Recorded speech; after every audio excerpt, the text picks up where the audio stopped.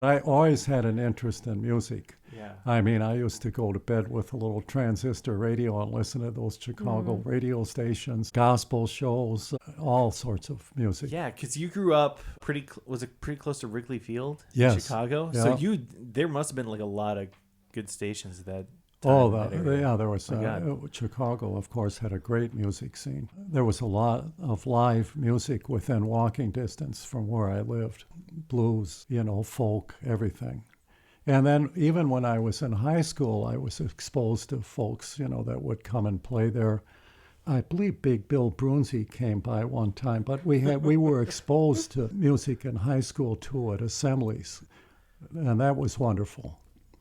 And then when I went to college, my first year, 62 years ago, I hosted my first radio show at the University of Michigan. That's amazing. On the campus radio there. In Ann Arbor?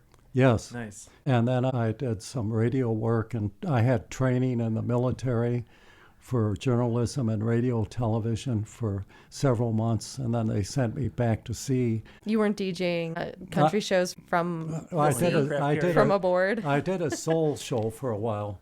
Amazing. Yeah. This would have been 1969. Wow.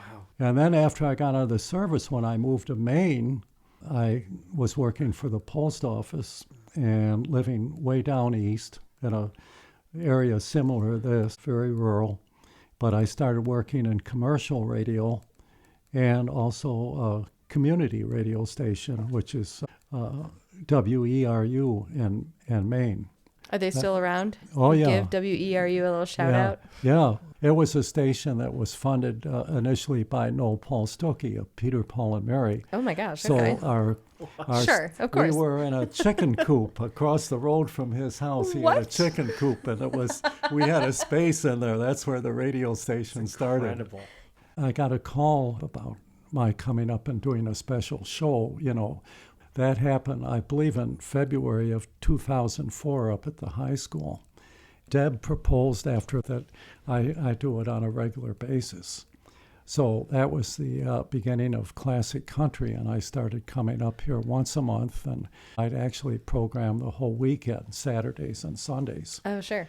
So that's how it started up here. Oh, that's how the whole weekend thing started. Yeah. But you were still in Wisconsin at the time. Yes. People kept saying, well, why don't you just move up here, Carl? Well, in 2013, I made the move. That made it a lot easier.